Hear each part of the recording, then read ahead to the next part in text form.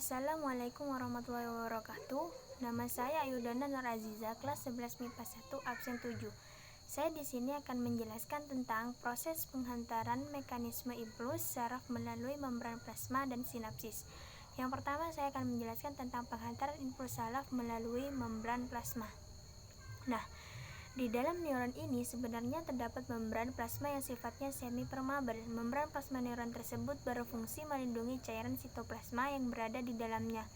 Hanya ion-ion tertentu akan dapat bertransport aktif melewati membran plasma menuju membran plasma neuron lain. Apabila tidak terdapat rangsangan atau neuron dalam keadaan istirahat, sitoplasma dalam membran plasma bermuatan listrik negatif, sedangkan cairan di luar membran bermuatan positif.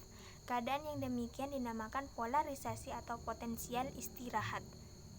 Nah, perbedaan muatan ini terjadi karena adanya mekanisme transfer aktif, yakni pompa natrium kalium.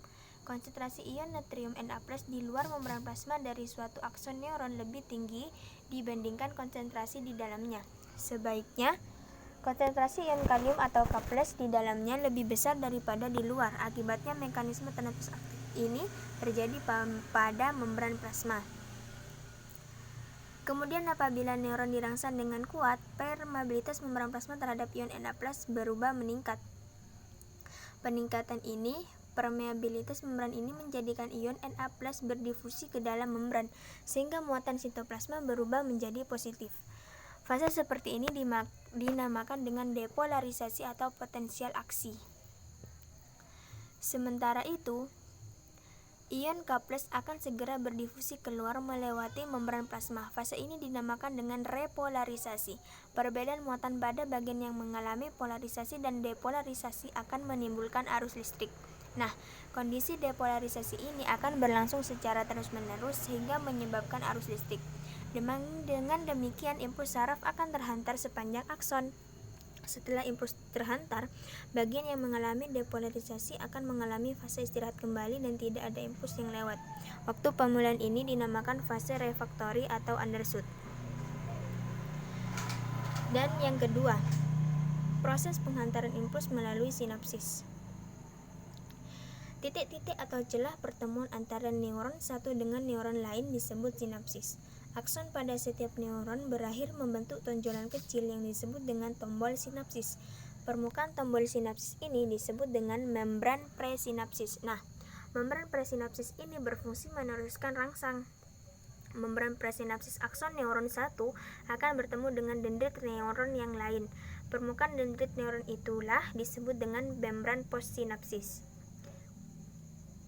Fungsi membran postsinapsis sebagai penerima rangsang. Di antara kedua membran tersebut terdapat suatu celah yang disebut dengan celah sinapsis. Bila impuls ini telah berada di ujung akson akan mengeluarkan neurohormon yang disebut dengan neurotransmitter. Zat ini bersifat memacu dan menghantarkan impuls ke ujung dendrit neuron yang lain. Ada beberapa neurotransmitter yang dikenal, yaitu asetilkolin, serotonin, dan dopamin. Keduanya merupakan neurotransmitter yang terdapat di seluruh sistem saraf. Jika impuls tiba di tombol membran presinapsis, akan terjadi peningkatan permeabilitas membran presinapsis terhadap ion Ca2+. Akibatnya ion Ca2+ masuk dan gelembung sinapsis melebur dengan membran presinapsis sambil melepaskan neurotransmitternya ke celah sinapsis. Neurotransmitter ini membawa impuls ke membran postsinapsis. Setelah menyampaikan impuls, selanjutnya neurotransmitter dihidrolis oleh enzim yang dikeluarkan oleh membran postsinapsis, misalnya asetilkolinesterase. Jika neurotransmitternya dihidrolisis menjadi kolin dan asam etanoat, kedua senyawa hasil hidrolisis ini akan disimpan di gelembung sinapsis untuk dipergunakan lagi. Sekian penjelasan saya tentang proses penghantaran impuls melalui sel saraf, membran plasma, dan sinapsis. Kurang lebihnya mohon maaf. Wassalamualaikum warahmatullahi wabarakatuh.